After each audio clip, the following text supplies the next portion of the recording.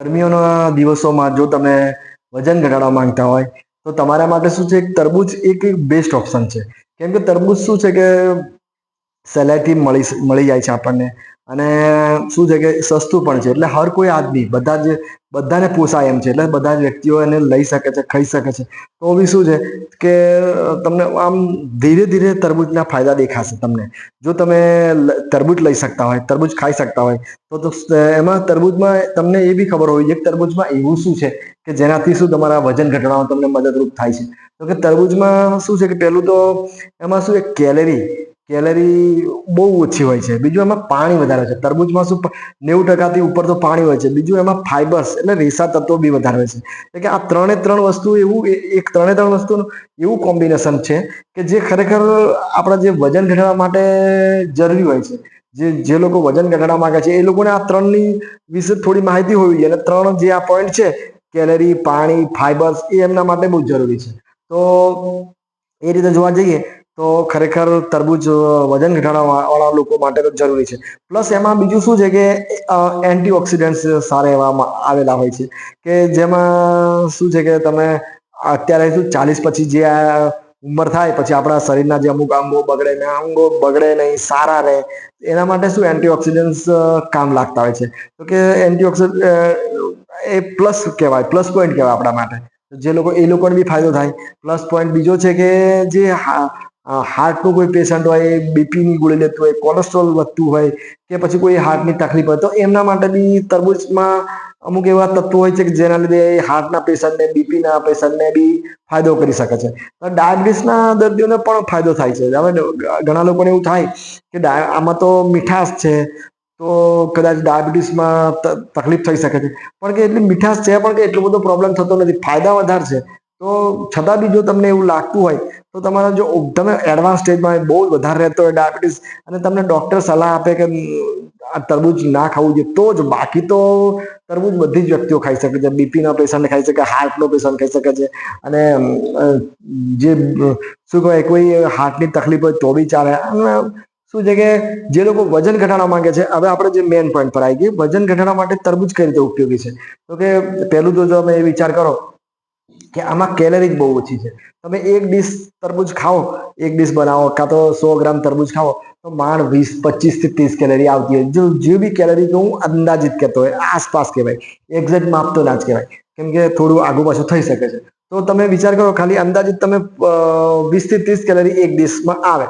જો દિવસમાં તમે આવી રીતે જો 3-4 ડીશ ખાવો, સવારે ખાઓ, બપોરે ખાઓ, સાંજે ખાઓ, એમ તેમ 4-5 ડીશ તમે ખાઈ લો તો તમને માંડ 100-150 કેલરી આવે. તો એ રીતે જોવા જઈએ તો આખા દિવસમાં તમે જો તરબૂચ ખાતા રહો તો તમને શું તમારું પેટ બી ભરેલું રહે અને તમે ફાસ્ટિંગ કરી શકો, ઉપવાસ કરી શકો તો બી તમને પ્રોબ્લેમ ના થાય. અને અમુક પોષક તત્વો મળતા રહે. બીજું શું કે એમાં ફાઈબર્સ સારી માત્રામાં હોય છે.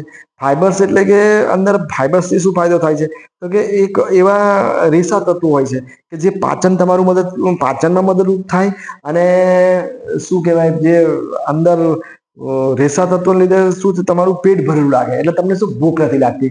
ભૂખ ના લાગે એટલે તમારું પેટ ભરેલું લાગે. તમે ટ્રાય કરજો કોઈ વખત સવારે જો 10-1 વાગે કદાચ 1-2 ડીશ તરબૂચ ખાઈ લેજો, આખો દિવસ તમને ભૂખ જ નહીં લાગે. કેમ કે એમાં ફાઈબર્સ વધારે છે. અને બપોરે 1 ડીશ ખાવો જોઈએ. તમને ભૂખ લાગે તમારે ઉપવાસ કરવાની જરૂર નહીં પડે. તમે રોજ ઉપવાસ કરશો કેમ કે તરબૂચમાં એવું વસ્તુ જ એવી આવેલી છે, ભગવાને કુદરતે એવું અંદર તત્વો મૂકેલા છે કે જેથી તમે શું છે કે આરામથી 1-2 મહિના ઉપવાસ કરી શકો છો. 2-3 મહિના તમારા ક્યાંય નીકળી જશે ખબર નહીં પડે. તો આ રીતે તરબૂચમાં જે વસ્તુ આવેલી છે ને, કેલરી ઓછી, ફાઈબર્સ વધારે અને બીજું એમાં પાણી. મેન એક પોઈન્ટ છે કે એમાં પાણી વધારે છે. પાણી 90% ઉપર પાણી જાય છે. હવે પાણીથી કઈ રીતે ફાયદો થાય કે આપણા શરીરમાં પાણી ગરમીમાં અને ઉનાળામાં શું છે પાણીની કમી થતી જ હોય છે. થોડું આપણા શરીરમાં પાણી કમી થઈ જાય, અમુક પોષક તત્વો કમી થઈ જાય. એટલે આને શું છે કે ગરમીમાં ઘણી વખત શું છે કે આપણને સૂરજની ગરમી લીધે લૂ લાગવી, એવું કહીએ, સનસ્ટ્રોક ના પ્રોબ્લેમ થતા હોય છે. તો કે અમુક એવા લક્ષણો દેખાય કે માથું દુખવું, ચક્કર આવવા, જી ગભરાવું, ઉલટી થવી, હાથ પગ દુખવા, કમજોરી થઈ. એટલે માણસો શું છે જયારે બપોરમાં કોઈ કામ અર્થે ગયા હોય કે કોઈ જોબ હોય, કોઈ શોપિંગ કરવા ગયા, કોઈ એવો કામથી ગયા તાપમાં કે બહાર માર્કેટમાં, તો શું એવા ટાઈમે આવા કોઈ લક્ષણ આવે એટલે તમે શું કરતા હોય છે કે જે માર્કેટમાં જે એવું ડ્રિંક્સ પીવો કે જે 300 થી 400 કેલરીમાં હોય બનતું હોય. તમે કદાચ કોઈ બરફના લારી પર ગયા ને સિમ્પલ તમે ખાલી એક ડીશ આઈસ ડીશ ખાધી અંદર શું એ લારી વાળો નાખીને બનાવીને આપી દે, તો તમારે એક જ ડીશમાં તમે 300 થી 400 કેલરી લઈ આવો.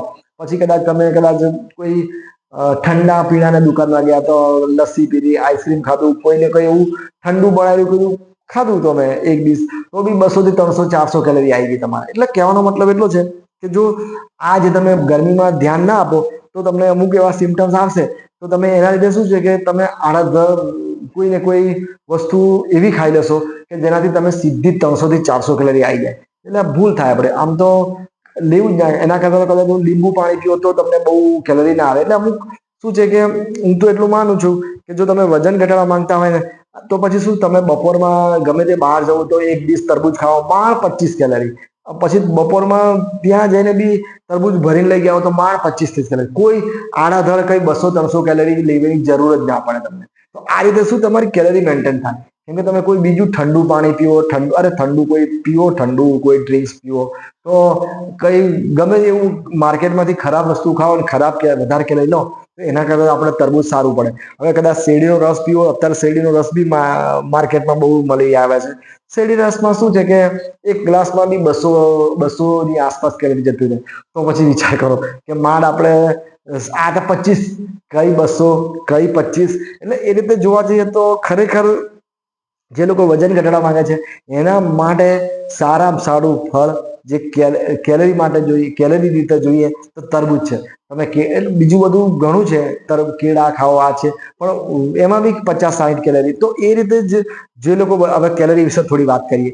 કેમ કે કેલરીમાં શું હોય છે તો કે જે લોકો વજન ઘટાડવા માંગે છે એ લોકો દિવસ દરમિયાન આમ તો આપણા શરીરને શું છે કે આપણે જો નોર્મલ લાઈફ જીવતા હોય, બહુ હેવી વર્ક વાળું લાઈફ ના હોય તો આપણે 1500 થી 1700 કેલરી જરૂરિયાત હોય. કદાચ કોઈક મજૂરી વર્ગ હોય, કોઈ વધારે પડતું કામ કરતા હોય, તેમને 2500-2000 ની કેલરી જરૂર પડતી હોય. તો આપણા જીવનને તો 1500-1700 ની આસપાસ અંદાજિત જરૂર પડતી હોય. પણ આપણે શું કરીએ, 2500-2000 લઈએ તો પછી વધારે કેલરી આવે છે શરીરમાં, એ શું થાય, એ જમા થતી જાય, પેટ પર જમા થાય, જાંગ પર.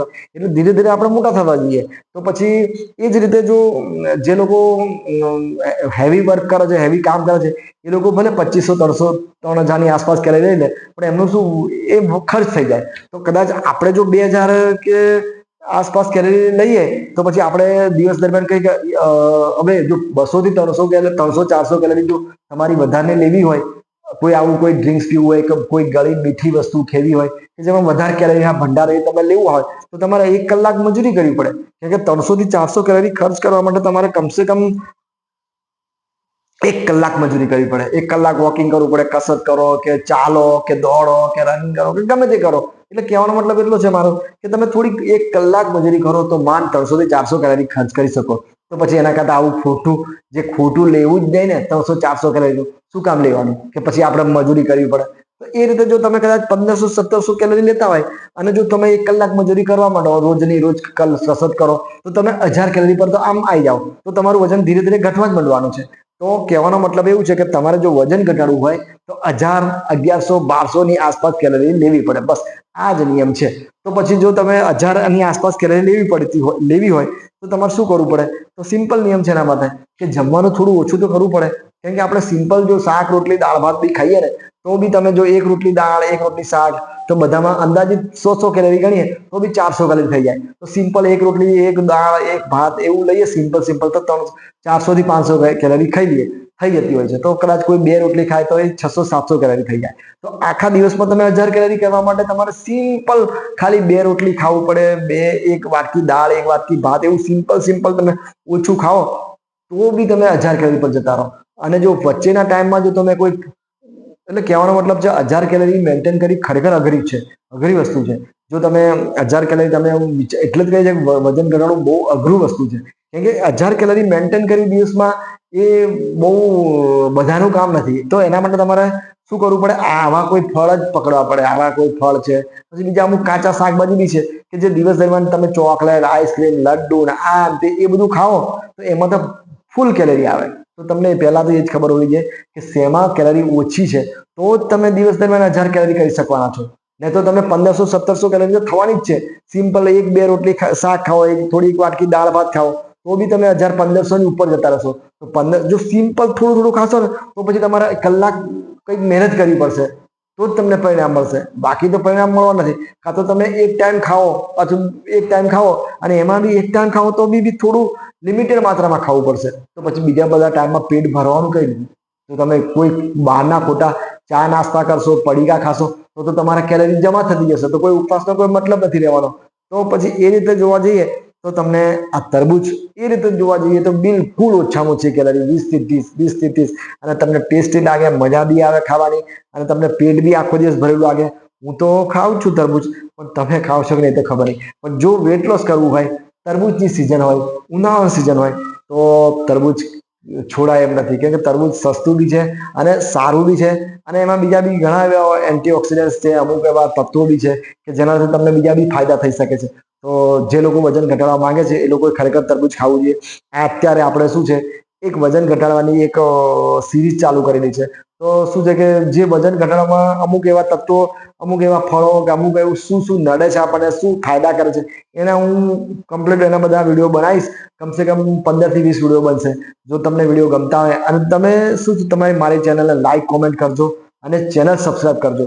એટલે શું થાય કે જેટલી આ બધા નવા નવા વિડીયો જે 15 દિવસમાં બનવાના છે એ બધા તમને મળી રહે, ઇઝીલી મળી રહે. તો તમે શું વજન કેવી રીતે ઘટાડવું એનું તમને પૂરેપૂરું નોલેજ આવી જાય. આ 15-20 દિવસમાં હું તમને ગેરંટી આપું છું, ગેરંટીથી કહું છું કે તમને વજન ઘટાડવાની દરેકે દરેક શું મતલબ નોર્મલ શું નિયમો છે એ બધા તમને ખબર પડી જવાના છે. તો સારું, મળીએ નેક્સ્ટ વિડીયોમાં. લાઈક કોમેન્ટ જરૂર કરજો.